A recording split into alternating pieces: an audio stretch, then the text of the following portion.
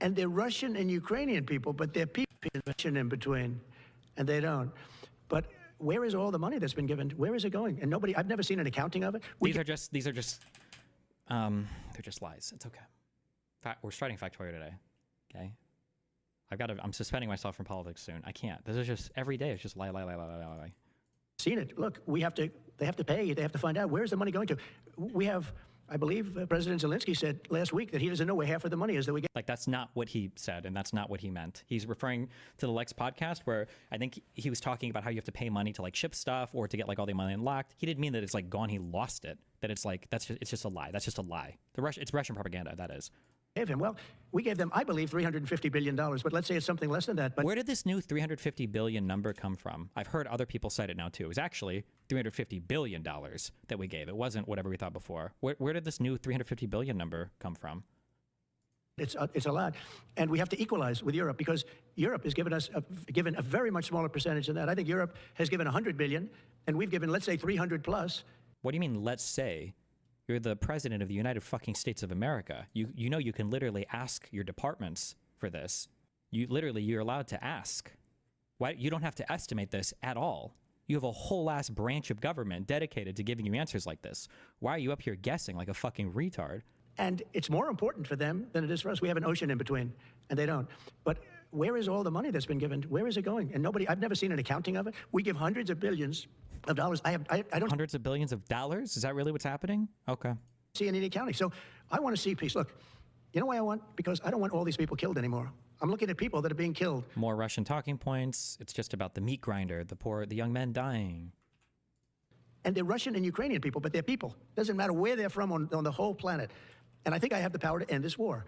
And I think it's going very well. But today I heard, oh, well, we weren't invited. Well, you've been there for 3 years. You should have ended it 3 years. You should have never started it. You could have made a deal. I could have made a deal for Ukraine that would have given them almost all of the land, everything, almost all of the land, and no people would have been killed, and no city would have been demolished, and not one dome would have been knocked down.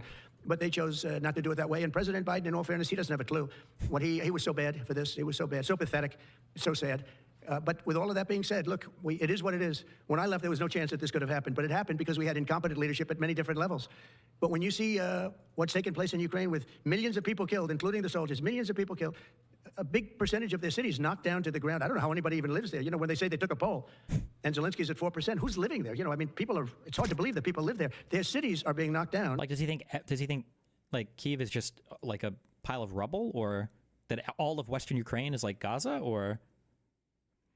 What is Trump's motivation for being Russia's bitch? Nefarious, ultra-charitable take, a wedge between Russia and China thoughts? I can't tell you motivations anymore. It's like things have moved beyond my ability to have like a theory of mind about any of these people. I don't know. My guess is it's just a very naive way of doing isolationism. Like, we don't want to be involved. I don't want the responsibility. I don't want the money. And then just a profound amount of ignorance.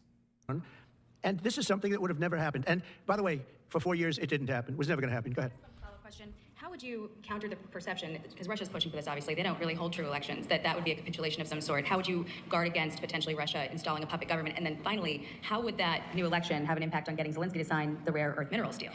Look, you have leadership, and I like him personally. He's fine. But I don't care about personally. I care about getting the job done.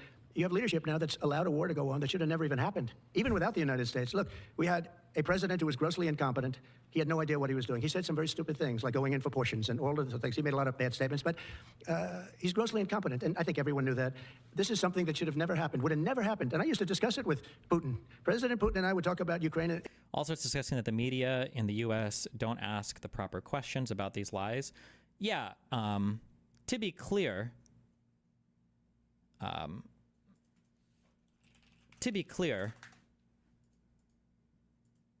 Trump is one interview away from having the most humiliated interview of all time. If a single person interviewing him would actually sit down and be like, okay, you're saying all of this about how Ukraine started the war and everything. Do you know why Russia invaded Ukraine? Okay, can you tell me why? And when Trump, oh, no, like what happened in 2014? Do you know anything? Like, if they were to just sit there and actually force, like, he would look like an idiot. He'd walk out after 5 minutes. But like, literally anybody in the media could do this, but nobody will. They all want to play ball so that they get him on their shows. It was the apple of his eye, I will tell you that. But there was never a chance of him going in. And I told him, you better not go in, don't go in, don't go in. And he understood that. He understood it fully. But I'm only interested, I want to see if I can save maybe millions of lives. This could even end up in a World War III. I mean, to be honest with you, you've been hearing now Europe is saying, well, I think we're going to go in and we're going to go. All of a sudden, you're going to end up in World War III over something that should have never happened. And, you know, it's a very sad situation. Yeah, please.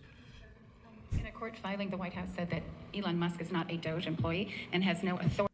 And then I'm just curious, has there been a single time in all of this conflict where Donald Trump has ever blamed Russia for invading?